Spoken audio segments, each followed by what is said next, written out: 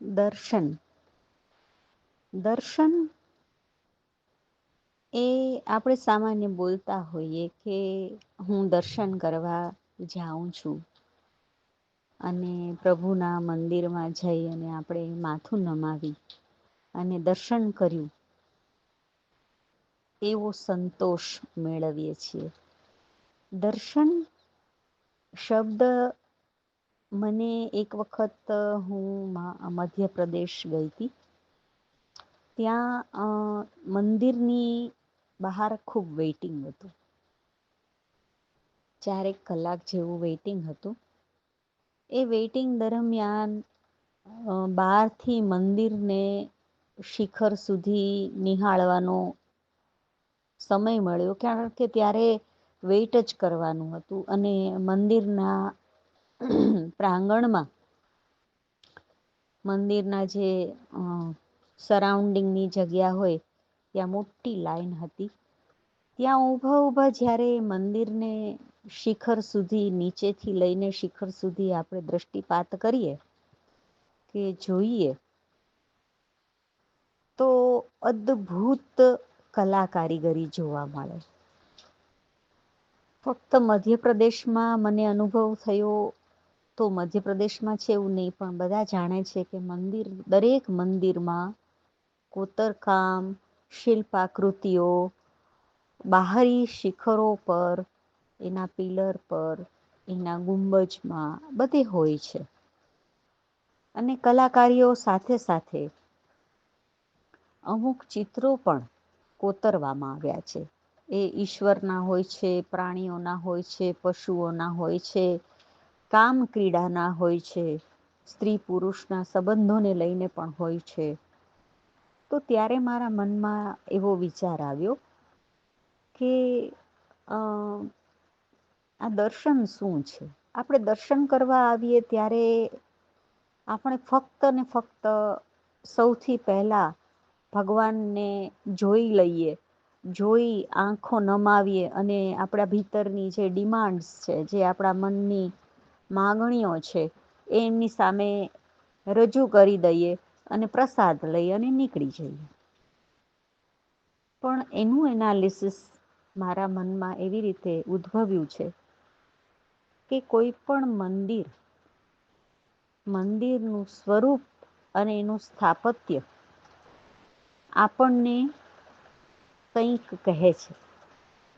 દરેક મંદિર છે ને કોઈ પણ વાત રજૂ કરે છે. બિકોઝ મંદિરના ઘડતર પાછળ બહુ જ સૂક્ષ્મ સંશોધનો કરેલા છે. આપણા પૌરાણિક શાસ્ત્રમાં પણ મંદિરના સ્થાપત્યને એમનેમ સ્થાપી નહોતું દેવાતું. એના માટે ગ્રેટિટ્યૂડ, લોન્જિટ્યૂડ, એના માટે અમુક દિશાઓ, સ્થિતિ બધું જ જોવામાં આવતું. હજી એ વધારે ડીપમાં મને ખ્યાલ નથી, પણ ઘણું બધું જોવામાં આવે છે શાસ્ત્રની દ્રષ્ટિએ. મુહૂર્ત સિવાયનું પણ એ ભૂમિને લઈને અને એ ઊર્જાને કઈ રીતે ત્યાં સ્થાપિત કરવાની. હવે મારા મનમાં ત્યારે 4 કલાક ઊભા આ વિચાર આવ્યો કે આપણે આ દર્શન કરીએ છીએ તો સૌથી પ્રથમ તો આપણા પર પ્રભાવ પાડે છે એ મંદિરનું બહારી સ્વરૂપ. મંદિરનું બહારી સ્વરૂપ જોઈએ આપણે તો એ ઘણું બધું કહે છે. હવે એ રીતે વિચારતા લાઈન આગળ વધે છે અને મારા હાથનો સ્પર્શ ત્યાં મારા હાથથી એ મંદિરના પિલરો પર સ્પર્શ થાય છે, જ્યાં અમુક ભગવાન દોરેલા છે, અમુક સ્વરૂપો એવા છે કે હું સમજી નથી શકતી, પણ મનુષ્ય દેવતાઓના સ્વરૂપ છે. કોઈ સ્ત્રી પુરુષના કામ ક્રીડાના સ્વરૂપ છે.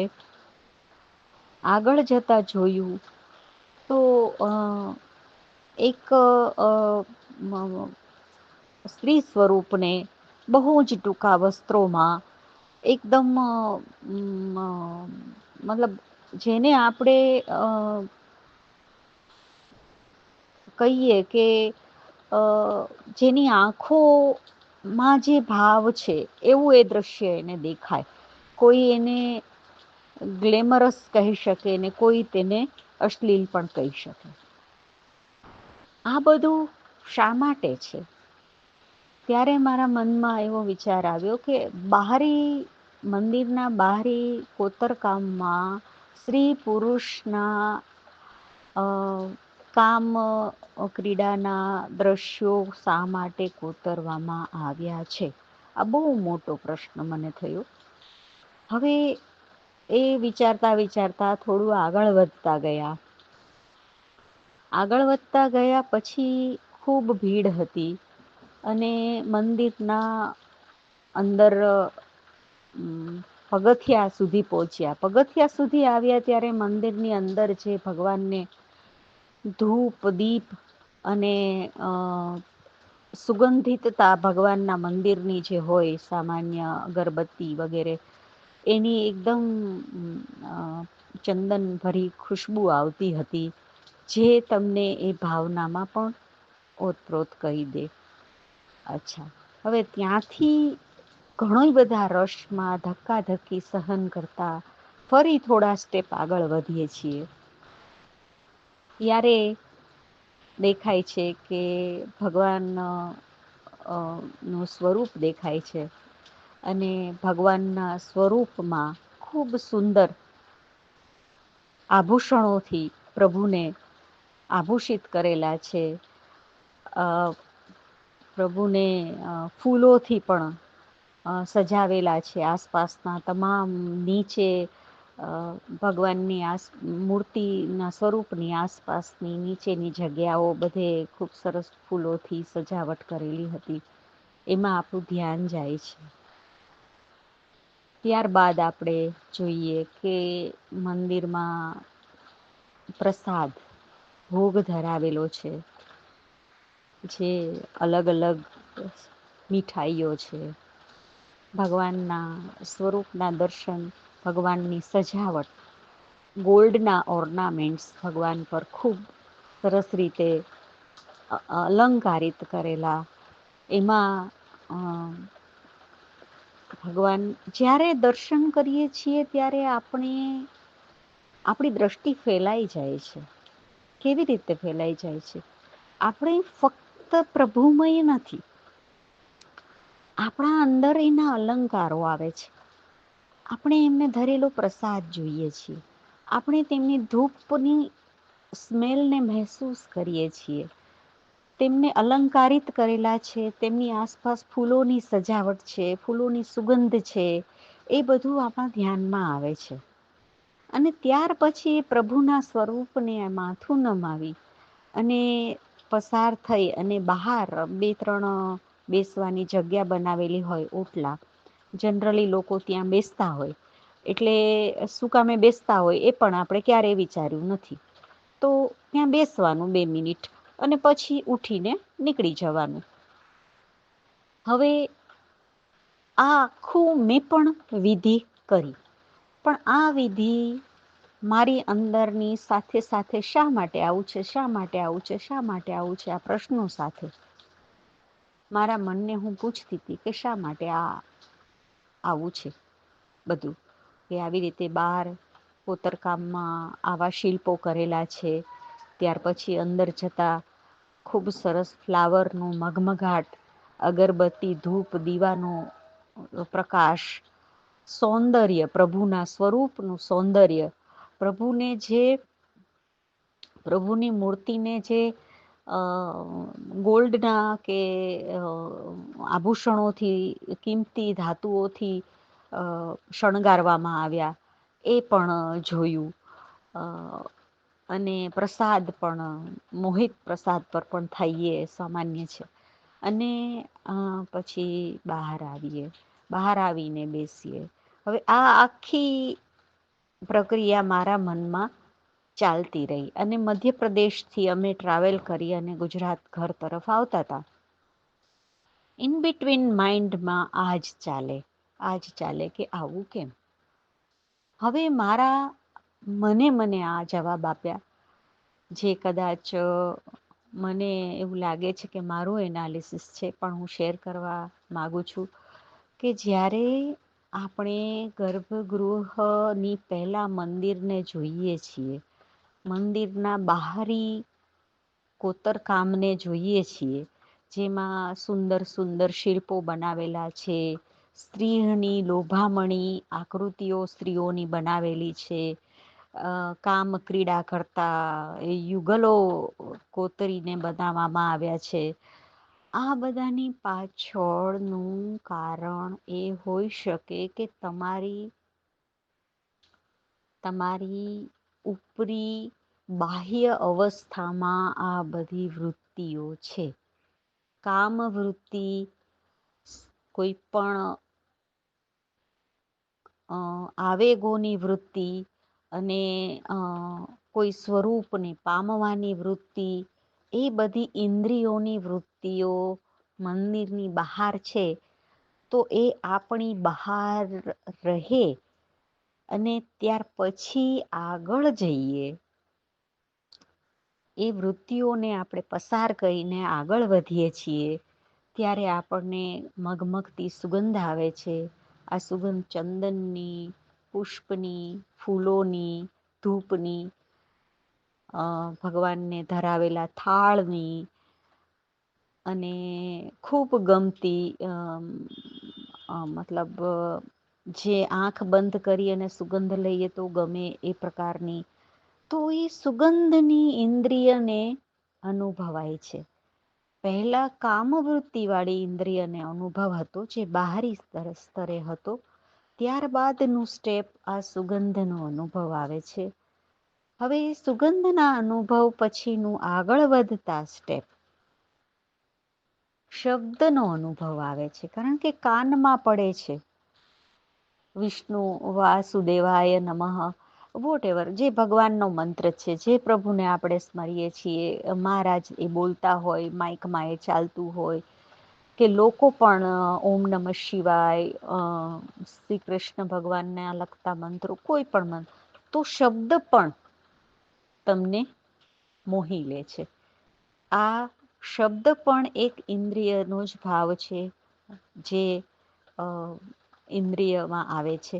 શબ્દ પછી આવે છે પ્રભુનું સ્વરૂપ. પછી આવે છે પ્રભુને અલંકારિત કરેલા જે મૂર્તિમાં એ ઓર્નામેન્ટ્સ, એ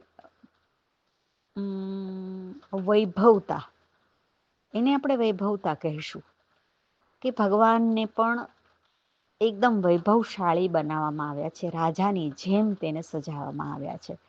તો એ જે વૈભવતા છે ને, એ પણ આપણને મોહે છે. એ મોહે છે. ત્યાં ધરેલો પ્રસાદ છે, જે આપણને ક્યારેક મગમગતા ઘીની સુગંધ આવે તો એક રસ મોમાં પ્રગટ થાય છે, એક ઈચ્છા ખાવાની પ્રગટ થાય છે, સ્વાદ વૃત્તિ પણ ત્યાં જાગૃત થઈ જાય છે. અને પછી પ્રભુના સ્વરૂપના દર્શન કરીએ છીએ. હંમેશા ભગવાનનું સ્વરૂપ ખૂબ જ લાવણ્યમય બનાવવામાં આવ્યું છે. માતાજી હોય, કૃષ્ણ ભગવાન હોય, ખૂબ લાવણ્યમય બનાવવામાં આવ્યું છે. તો એના એ મનમોહિત કરનારા સ્વરૂપને આપણે જોઈએ છીએ. આ બધી જ 5 ઇન્દ્રિયની વાત કહેવામાં આવે છે મંદિરના દર્શન સુધી, જે સ્વરૂપના દર્શન છે. રૂપ, રસ, શબ્દ, ગંધ અને કામ અને સ્પર્શ પણ. આ બધું તમારા અંદર 5 ઇન્દ્રિયોના અહેસાસને તમે ફીલ કરો છો ત્યાર પછી તમે આફ્ટર દર્શન કર્યા બાદ તમે ભગવાનની પાસે હંમેશા માંગણીઓનું લિસ્ટ લઈને જ જતા હોઈએ. એ બધું થઈ જાય એટલે બહાર આવીએ અને ઓટલે બેસીએ છીએ. ઓટલે બેસીને તરત જ આ જે આપણે ટ્રાવેલ કરી લીધું, મંદિરની બહાર સુધી આવ્યા, અંદર જવાથી બહાર આવ્યા, ત્યાં સુધીમાં આપણે કશું વિચારતા નથી, પણ ત્યાં બેસીને પણ આપણે વિચારવાનું છે. શું વિચારવાનું છે? એ વિચારવાનું છે કે મારા અંદર હવે હું આંખ બંધ કરું તો મને કઈ વસ્તુ દેખાય છે. અગર મને તે ઉપરની કોતરણી, જેમાં સુંદર લાવણ્યમય દ્રશ્યો હતા, કામાવેગના દ્રશ્યો હતા, સ્ત્રીના પુરુષના, એ મારા મનમાં બ્લિંક થાય છે.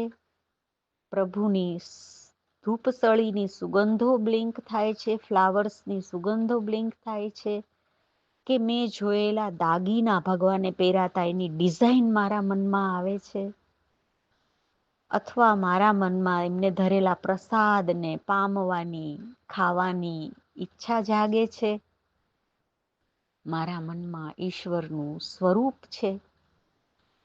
આ તમામ ઇન્દ્રિયોમાંથી જે વસ્તુ મને પહેલી દેખાય છે અને નીકળી નથી, હું મંદિરમાંથી નીકળી પણ આ દ્રશ્યો મારામાં પડ્યા રહ્યા, એમાંથી જે દ્રશ્ય મને પહેલું આવે છે એની પકડ મારામાં વધારે છે. એ ઇન્દ્રિયની બંધન મારામાં, એ ઇન્દ્રિયની મોહકતા મારામાં, પકડ મારામાં વધારે છે. તો હું કામાવેગમાં હોઉં તો મને એ દ્રશ્યો દેખાશે. હું જો મ્યુઝિકને પસંદ કરતી હોઉં તો ત્યાં વાગતું મ્યુઝિક, મંત્રોચ્ચાર, શબ્દ એ મારી અંદર પડઘા પડશે. હું પ્રભુના સ્વરૂપને યાદ કરું તો મને સ્વરૂપ સાથે, સ્વરૂપથી પણ પહેલા મને એના સુશોભિત કરેલા દાગીના દેખાય તો હજી હું દાગીનામાં પડી છું. અને જો પ્રસાદ દેખાય તો પ્રસાદમાં છું. તો મારે વિચારવાનું કે કઈ ઇન્દ્રિયોની આસક્તિ મને વધારે છે. એ બેસીને મારે એ જ વિચાર કરવાનો, હોઈ શકે એ ઓટલો એના માટે છે. જેવી રીતે આપણા બ્લડ રિપોર્ટથી આપણે રિપોર્ટ કરાવવા જઈએ છીએ, આપણા એક ટીપામાંથી બધા જ તત્વો ચેક કરે છે અને શું વધારે છે, શું ઓછું છે, એ માપ થાય છે. મને એવું લાગે છે કે આ મંદિરના દર્શન એ આપણા ઇન્દ્રિયોની લેબોરેટરી છે. એનાથી ટેસ્ટિંગ કરીએ છીએ કે કઈ વસ્તુની પકડ મારામાં વધારે છે. બસ આ એનાલિસિસ મારા અંદર આવ્યું તો શેર કરું છું. Thank you so much. દર્શનનો મતલબ મેં મારી રીતે આ કાઢ્યો છે કે દર્શન મતલબ શું?